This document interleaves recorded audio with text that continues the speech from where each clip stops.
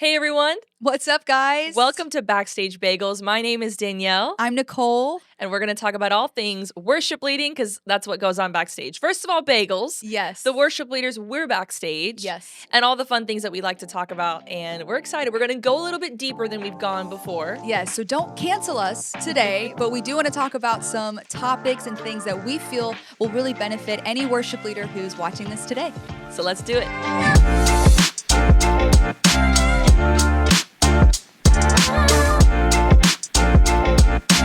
So the topic for today is authenticity. Yes. This is a Love it. big one. It's Yeah. an important topic. It's a conversation that comes up a lot for worship leaders. Yeah. It's a conversation that we have and we've had for 10 plus years, Yeah. 15 probably now. And I think it's really important for us to cover on Backstage Bagels because we are silly and we like to have fun, but we are professional. Like we do this. do this for real. Right. As worship leaders.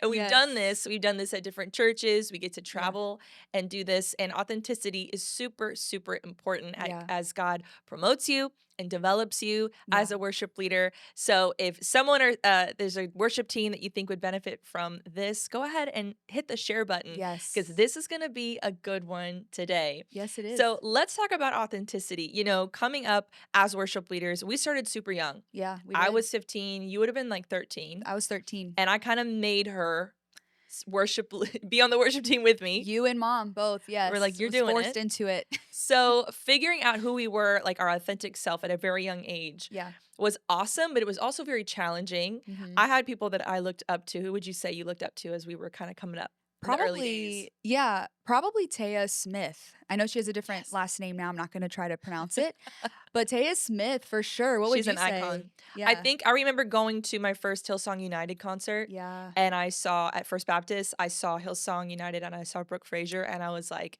this is a powerhouse worship leader. She's the GOAT. There are others, Kira Sheard. Yes. There's so many now. My mind is blanking. Israel New Breed was a big one for us growing up. Mary, too. Martha Munizzi. Mary Alessi. Mary Alessi.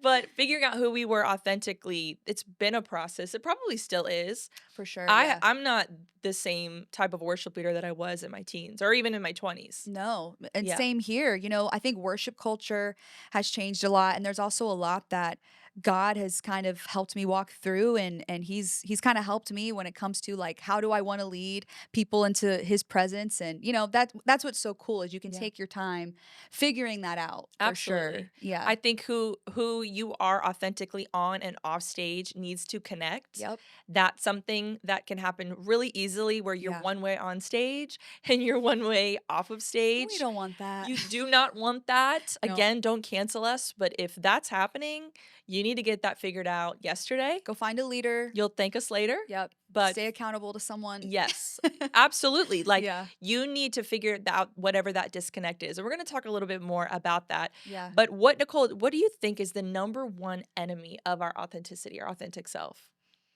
I would say comparison. 100% comparison. That's so true. I think, you know, that's the easiest way to lose your joy. It's the easiest way to lose any kind of authority that the Lord has given you. It's when you start looking at another person and saying, "Oh, well, I should lead like them," or maybe if I just do that ad lib, if I could lead how they led, lead how they led, and say the exact things that they say, then I'll be great, and then I'll be doing exactly what God's called me to do. But do you think it's bad to like mimic other worship leaders? Is there a line where you should stop at some point? Because what would you say? I guess I should have an answer for that.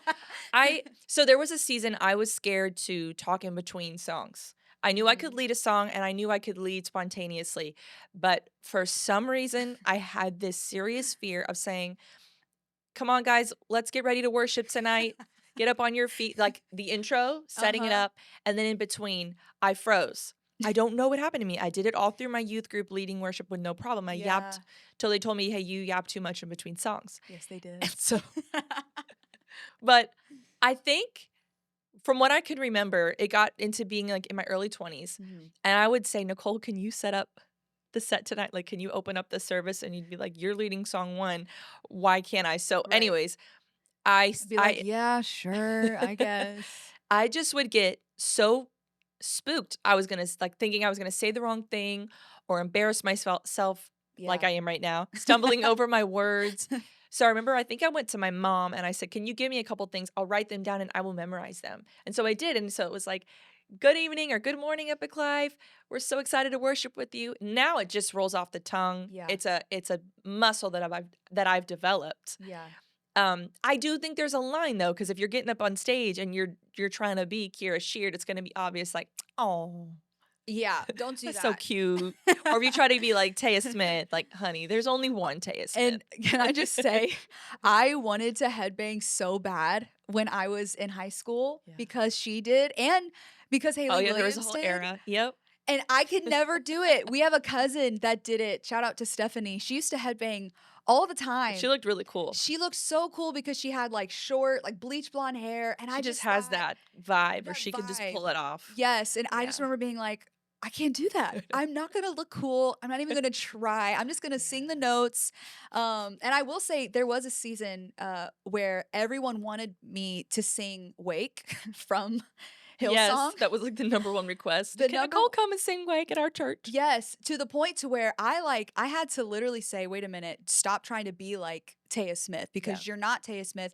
It's cool to try to, stretch your range like her, which that Yeah. was a really good challenge for me. But I still was like, I'm not her and I'll do my best. But anyways, I just think that it's funny when you kind of have those seasons where you can admire someone, you can try to emulate them a little bit, but also know the line of like, okay, I am my own person. It shouldn't stop you from developing who you are, Yes. who you're supposed to be, your voice, your Yes. gifting. And if that's the rub, I mean, honestly, worship leaders, we got to get this right. If Yeah. you can't figure out who you are authentically and you feel like, I know who I am, this is who Danielle is as a worship leader, Yeah. this is what Danielle brings to the table, this is kind of her sound, not in a prideful way, but in an authoritative way. When you've allowed the Lord to develop you, you're confident in who the Lord has called Yeah. you to be and who he wants you to step out into, Yeah. not in what you've developed, but what you have experienced through the power. And it's the power of the Holy Spirit. Yeah. But comparison Oh my stops that gosh. development dead in its tracks. Yes. Well, let me ask, how long do you feel like it took you to really feel authentic in your worship leading skills? This is actually something I don't think I've ever asked you this before. That's a great question. I think everyone should ask themselves that question. Yeah. How long? I mean, I went through a season in my early 20s where I felt like, okay, this is who I am. And then I struggled with my health. Like, I remember I was in school, I was taking vocal lessons, I was in choir, I was in worship bands. It's a whole other story. You were busy. I was super busy and I was very unhealthy. I was eating like I could college? eat anything. I was Like in you were in college, yes. Yes. And so I remember I started to feel like acid reflux, vocal tension. Yeah. I was losing my voice like crazy. I was getting sinus infections all the time. And I Yeah. was like, okay, wait a minute. So then that had gave me kind of an identity crisis. Like, am I going to be sick all the time? Is Yeah. this going to be my lot in life? And so I was going to ENTs and specialists and going on different medications and things like that. Yeah. Long story short, that actually what started out as me second guessing my sound, second guessing my identity, second guessing kind of what I bring to the table as a worship leader, actually became an opportunity for me to really evaluate my health Wow. and my temple and say, okay, wait a minute, I'm not going to just be pigeonholed into this one thing that I bring. Yeah. God, are you growing me and stretching me? Is there something else that I can learn and develop through this? And the answer was yes. Like to be more disciplined, you mean? Like Be more disciplined. Yeah. Definitely eat cleaner. Yeah. Be super, super strict. I kind of went the holistic route, which Yeah. helped me the most, Yeah. which I highly recommend. Like, figure out what your body responds to, because your body is a temple. Yeah. We don't have much if we don't have our voices. Yeah. As worship leaders, you need your voice. You don't need every limb every time, but you need your voice. If you got to sit there, Right. whatever I don't care if you don't have all your limbs. Like, God, and like Right. I said, don't cancel me. But I'm serious. Like, don't cancel there us. are no limitations, but take care of the instrument that God has given you. Yeah. Yeah. And so that's a really good question. Do you Well, have an answer? For how long it took me Mhm. to feel authentic? Honestly, if I'm being really honest You right really, now, you need, Nicole, be really honest. I'm going to be super honest. This is our show. You can be as honest as you want to be. As honest and authentic There we as we go. want to be. Uh-oh. I feel like it took me until maybe the last year or two. Okay. And even recently, in the last maybe 6 months, I feel like I finally, Really? yeah, Even through all yeah, the albums and all the recordings and all the songs and all the moments? yes. Okay. There's been a part of me that has not really been able to let go of that striving element Mhm.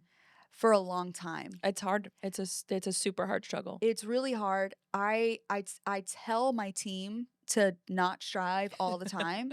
And then Uh, we're tested on and then we're that. tested on it. And when I say strive, I mean as I'm leading worship, I'm constantly thinking, okay, are look at that person over there that's not responding in worship. Why aren't they responding? Mhm. Okay, all right, that person is responding, but they're being, a little, there's just all these different thoughts that pop into your head that can distract you from just doing the thing you're called to do. Mhm. And I think it's easy for me for some reason to get stuck on the room. Not that you shouldn't focus on what is happening, because I think you should be in tune with how people are responding, but I have so easily let that affect me Yeah, instead of learning, okay, wait, if something's not going the direction that I want it to go, then that means I need to learn how to take it there totally. and take the congregation there. And sometimes you do your best and people just don't respond. But I don't think that it should affect how you lead ever. Absolutely. And I think that the Holy Spirit has so much that he wants to say to us and so much that he wants to speak to us as we're leading. And it for some reason it took me a while to just be focused on, okay, Lord, what do you want to say today? Yeah. How do you want to lead through me? And I feel like that is when I'm being Yeah, my most authentic self totally. on stage for sure. Okay, this is so funny. I haven't thought of this story in a long time.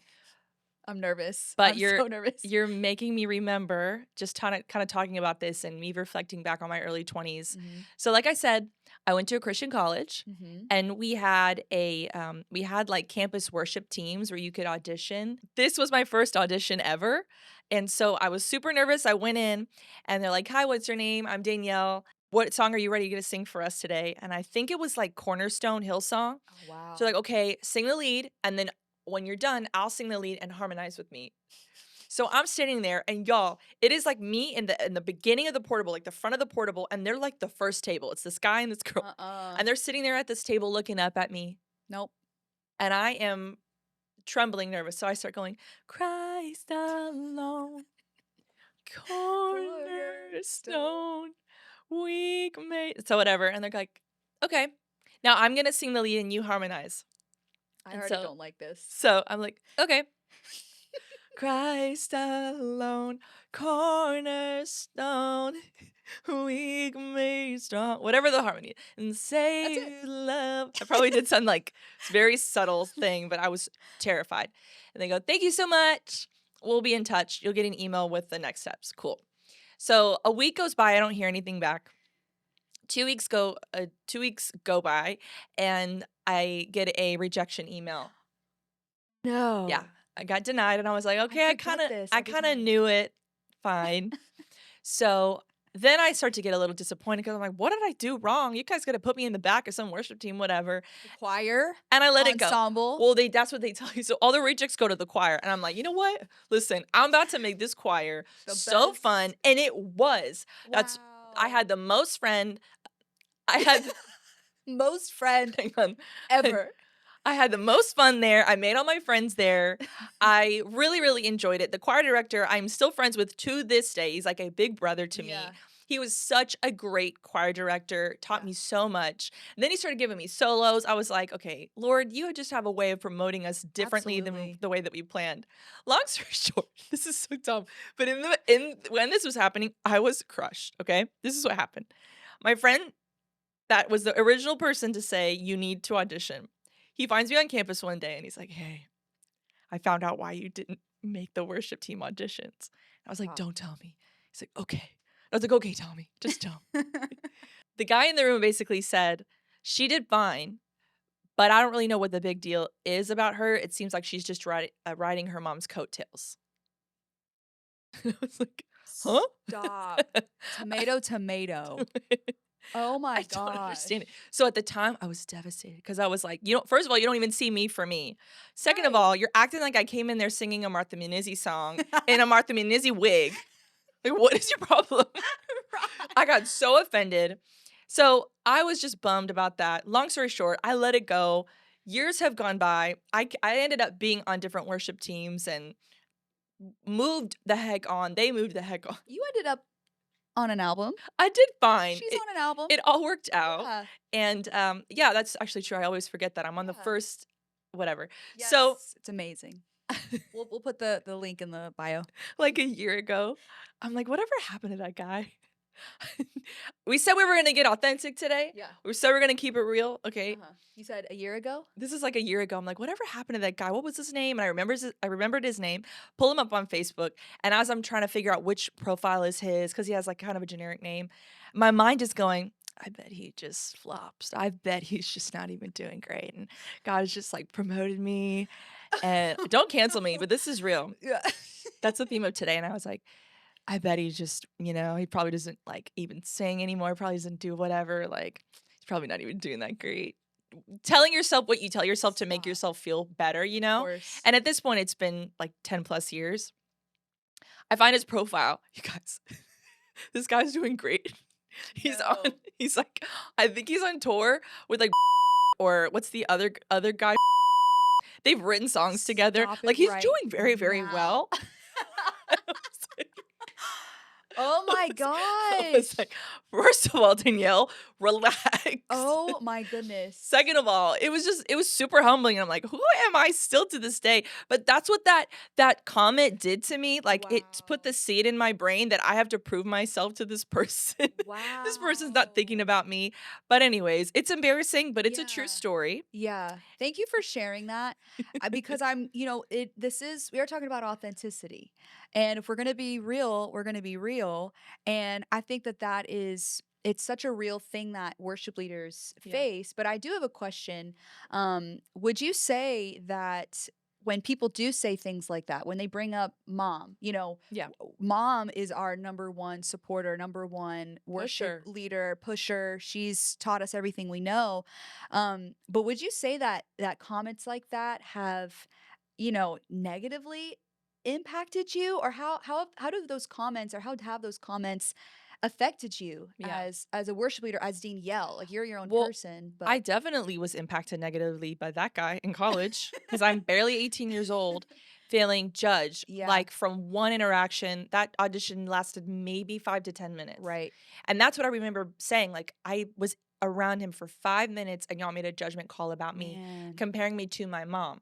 So then man. that made me think, do you only see my mom when you see me? Yeah. Do you only hear my mom? Or like, are you listening to me, comparing me to how my mom sounds? We're not going to sound the same. Right. Not at all. We're not going to look exactly the same. I'm half her, but I'm half my dad. I'm half Right. Italian. I'm half completely different Leadership leadership styles. style, Yeah. everything, mannerisms. Yeah. But then at the same time, it's like, how am I going to not be my mother's biological daughter? How I can't change. There's nothing you can Can't change actually that. change about that at all. Um, Yeah. But for sure, now that I'm older, I'm in my 30s, I'm like, that is the most flattering, beautiful compliment you Yeah. could ever give me. My mom has been an incredible example to my life. Yeah. And my real friends, the people that love me, are in awe Yeah. of the relationship that we have with our mom, our family, the work that we put into it. Yeah. And I hold that in such high regard. Like I hold that so precious in my heart because not everybody has that. Yeah. Not everybody has a family like we have. Not everybody has an upbringing like we have had. And so I don't take that for granted. Yeah. So yeah, younger me was like, they're never going to like see me for me. Right. I'm not going to be my mom's shadow. Right. Whatever that. I don't even, it's just being young. Yes, for It's just sure. being immature. For sure. Now I'm like, you want to call me Mini Martha? Absolutely. Go I for am. it. How can we not? We're literally her DNA. What are we supposed to She be? taught us how to sing. Well, thank you for sharing that. I feel like, even in the last few years, that's definitely something that it's not that it negatively impacted me, But there has kind of always been this thought in the back of my head that I think any child of any person who's done something successfully, they're thinking, I want to do it differently than them. Yeah. I'm going to do it. I'm going to just branch out, and I don't want to have to just fit that exact mold. Mhm. But it really has taken, I feel like, again, the last year or two, I have finally been like, well, wait a minute. It's not that I need to be mini Martha or you need to be mini Martha, but there is so much that we can learn from her, even To still the yes, to this absolutely. day. We learned this morning some stuff from her. Yes, there's She's like, "When are you guys filming Backstage Bagels? Let's go." exactly. Like, "Where are the rest of the She's, episodes? I need more. Let's go, keep go." I mean, yeah. she's pushing us and expecting that we follow in her footsteps because this is Yes. a family ministry. It's a family calling. And it's an honor to do that. And it's, again, it's not like we're going to set out to look exactly the way that she does, sound exactly how she does. But it is an honor to be able to have her to look up to when it Yeah. comes to how to have authority when you're leading big rooms of people, Yeah. and rooms of people that are there. There's so many different people walking through so many different things, and knowing how to how to lead people that are going through so many hardships and things And that you have no idea. And for her, she knows how to shift the room and shift the yeah. atmosphere so effortlessly. And again, I my whole life I kind of rejected that. I kind of rejected the, I don't want to be like my mom. I don't want to be like my dad. Now I'm like, I need to know exactly how you learned how to do this, Mhm. because I want to lead others into the presence of God. I want to lead people into true transformation. Yeah. I want to know how to do that, you Yeah. know? And she did all of this as a female in leadership, as a woman, as a Yes, she mom. did. And that's a specific topic for a whole other video. Do you think we So, should do a a part episode 2, part 2? let's do it. Let's do it. Thank you guys for watching. Before you scroll away, subscribe. It helps us so much Yes. in this Backstage Bagels effort. Leave a comment, hit that share button, share this with Yes. somebody, and then stay tuned for part 2. Yes. And we think you're really going to love it. Yes. Love you guys. See you next time.